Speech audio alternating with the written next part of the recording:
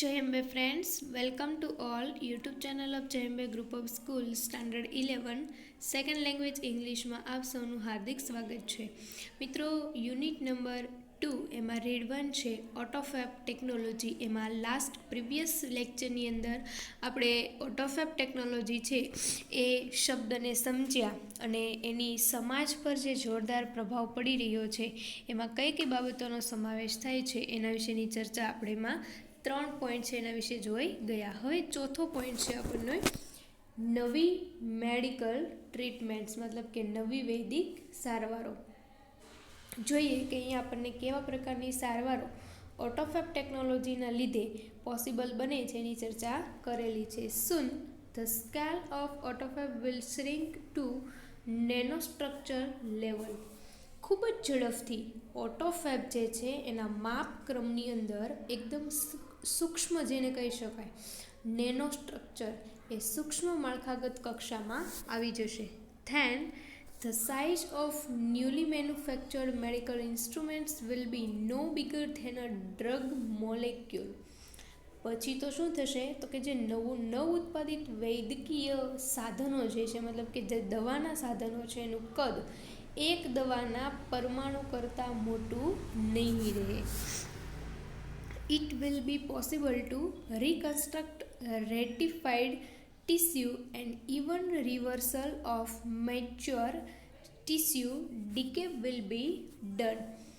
એટલે એના લીધે શું થશે તો કે જે સમર્થિત સજીવ કોષ છે, રિકન્સ્ટ્રક્શન રેટિફાઈડ ટીસ્યુ, આ જે સમર્થિત સજીવ કોષો છે એને પુનર્નિર્મિત કરવાનું અને સંપૂર્ણપણે વિકસિત કોષને મૂળ સ્વરૂપમાં લઈ જવાનું અને નાશ કરવાનું શક્ય બની જશે. The existence of human life spam will continue. અને એના લીધે શું થશે તો કે જે માનવ કાળ છે, માનવનો જે જીવનકાળ છે, હ્યુમન લાઈફ સ્પામ એ કેવો થશે તો કે નિરંતર વધતો રહેશે. And the health of the old people will improve. અને વૃદ્ધો જે છે એનું આરોગ્ય સુધરશે. It is likely the people will gain the ability to painlessly redesign their bodies. અને લોકોને તેમના શરીરને દર્દ વગર ફરી પાછું આરોગ્યપ્રદ બનાવવાનું શક્ય બનશે.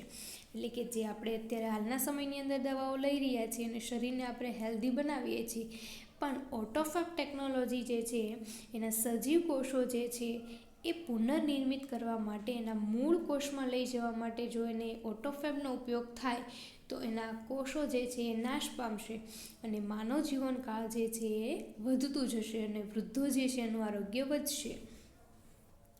ધ કમ્બાઇન્ડ ઇફેક્ટ ઓફ સચ ચેન્જ કુડ બી ડ્રામેટિક. અને આ પ્રકારના ફેરફારોની સંયુક્ત અસર અકલ્પનીય હોઈ શકે, જેને કેવી કહેવાય dramatic. It is believed that after some years a small mountain top community could be self-sufficient with a collection of fabricators and a solar power generator. શું કહે છે મિત્રો કે જે નાનો સમાજ, મતલબ શું કે આવું માનવામાં આવતું હોય કે થોડાક વર્ષો પહેલાં, અહીંયા આપણને કીધું છે ઇટ બિલીવ ધેટ, એવું માનવામાં આવે છે કે થોડાક વર્ષો બાદ કોઈ પણ પર્વત શિખર પર રહેતો એક નાનો સમાજ જે છે, માઉન્ટેન કમ્યુનિટી, એક નાનો સમાજ આ પ્રકારના સાધનો, કલેક્શન ઓફ ફેબ્રિકેટર્સ, આ પ્રકારના સાધનો અને સોલાર પાવર જનરેટર, શું કહે છે કે જે સૂર્યશક્તિવાળા જનરેટર જેને કહી શકાય, એ જનરેટર અને આ પ્રકારના સાધનો જે છે એના સંયોગપણાથી આત્મનિર્ભર બની શકશે. As the method of AutoFab advances, the form of raw materials will be unimportant. ઓટોફેબની પદ્ધતિઓ જેમ જેમ આગળ વધશે, ઓટોફેબની પદ્ધતિઓ એડવાન્સ જેમ જેમ થઈ રહી છે તેમ એના કાચા માલનું સ્વરૂપ કેવું થાય છે તો કે અનઇમ્પોર્ટન્ટ, બિન અગત્યનું થઈ રહેશે. Sophisticated AutoFab machine will be capable of rearranging molecular structure to generate any object from them. ઓટોફેબના જે અદ્યતન સાધનો છે, જે યંત્રો છે, એ કોઈ પણ વસ્તુ પેદા કરવા માટે પરમાણુના માળખાની જનરેટર એટલે કે પરમાણુના માળખા જે છે એને પેદા કરવા માટે એની શું કરશે તો કે રીઅરેન્જિંગ એટલે કે પુનઃ ગોઠવણી કરી શકશે. Plastic milk jugs and last night's puncture car tube could be molecularly rearranged to get a new table lamp. દૂધના પ્લાસ્ટિકના જગ, હવે જો મિત્રો અહીંયા આપણને વેસ્ટમાંથી બેસ્ટ જેને કહી શકાય એવી કંઈક વાત કરેલી છે. જો ખાસ ધ્યાન રાખજો મિત્રો, જો શું કીધેલું છે કે plastic milk jug and last night puncture car tube, દૂધના પ્લાસ્ટિકના જગ અને ગઈ રાત્રે પંક્ચર થયેલી કારની ટ્યુબ એના મોલેક્યુલરલી એટલે કે એના જે પરમાણુઓ છે એ પરમાણુના માળખાની પુનઃગોઠવણી કરી શકે એવો ટેબલ લેમ્પ જે છે એમાંથી બનાવી શકાશે. Highly improved AutoFab technology will perhaps be able to meet all our materials desire. ઉચ્ચ દરે સુધારેલ ઓટોફેબ તકનીકી જે છે, ઓટોફેબની જે ટેકનોલોજી છે આપણી તમામ ભૌતિક ઈચ્છાઓ જે છે એની પૂર્તિ કરી શકશે. ઓલ મટીરિયલ્સ ડિઝાયર એટલે કે આપણી ભૌતિક ઈચ્છાઓ.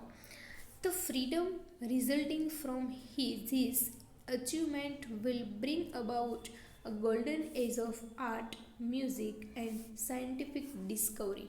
હવે આ પ્રકારની ફ્રીડમ રિઝલ્ટિંગ, આ પ્રકારની સિદ્ધિથી પરિણામનારી જે મુક્તિ કલા છે, સંગીત છે, તેમજ વૈજ્ઞાનિક જે શોધખોળો છે, સાયન્ટિફિક ડિસ્કવરી, એને માટે શું થશે તો કે ગોલ્ડન ટાઈમ, એની માટે શું આવશે તો કે ગોલ્ડન એજ, એક સુવર્ણ યુગ લાવશે. But the open question is whether people want such freedom and will rejoice in it. પણ સાફ પ્રશ્ન એ છે, મતલબ કે એક ઓપન પ્રશ્ન એ ઊભો થાય છે કે શું લોકોને આ મુક્તિ જોઈએ છે અને તેમાં આનંદ મેળવશે એ લોકો.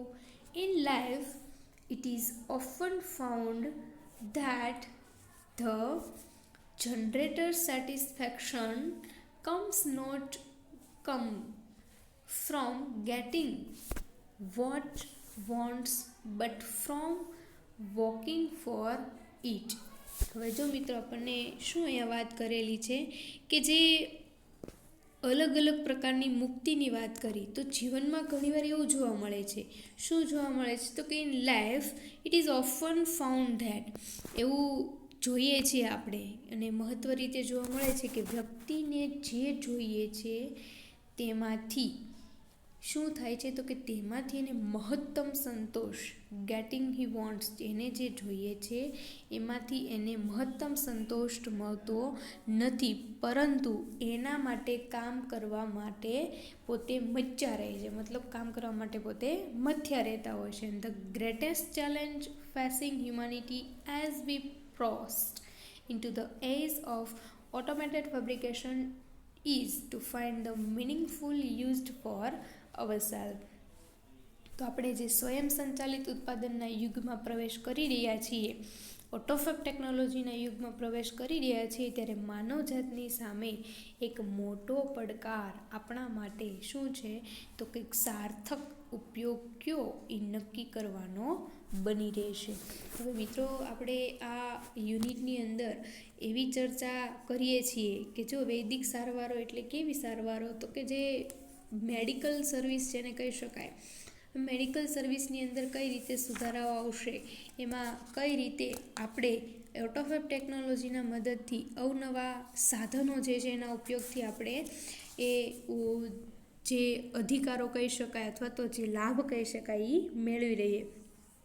તો આ ઓટોફેબ ટેકનોલોજી છે એને એક ચમત્કારિક આપણે ઔદ્યોગિક ક્રાંતિ પણ કહી શકાય. હા, પણ છેલ્લે યાદ રાખવું એ જરૂરી છે કે જીવનમાં જે ઈચ્છીએ છીએ તે મળી જાય તેમાં આનંદ નથી, પણ હંમેશા એક કાર્યની અંદર કાર્યરત રહીએ એની અંદર જ હંમેશા આનંદ રહેલો છે. મતલબ કે ભૌતિક જરૂરિયાતો છે એ ઘણી અંશે આપણી સંતોષાશે, ઘણી અંશે આપણી સંતોષાશે નહીં, પણ છેલ્લે એ યાદ રાખવું કે જે ઈચ્છીએ છીએ એ મળી જાય તેમાં આનંદ રહેલો નથી. એટલે જે દુર્લભ સારવાર જે છે એ સારવાર સુલભ બની જાય, મનુષ્યના આયુષ્યની અંદર વધારો થાય, વૃદ્ધોનું સ્વાસ્થ્ય સુધરે, તો એની માટે આ જે ઓટોફેબ ટેકનોલોજી છે એ આપણી સમક્ષ સરસ મજાનું એક સંતુષ્ટ એવી એક ઘટના લઈને આવી રહ્યું છે. તો ઓટોફેબ ટેકનોલોજી છે એના વિશેની આપણે આ યુનિટમાંથી સરસ મજાની માહિતી મેળવી છે.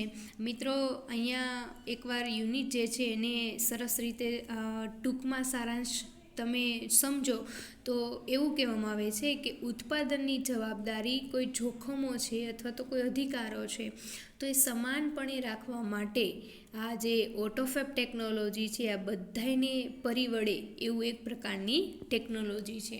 તો મિત્રો, હવે પછી આપણે રીડ 2 જે છે એના વિશેની ચર્ચા આપણે નેક્સ્ટ વિડીયોની અંદર કરીશું. Thank you so much.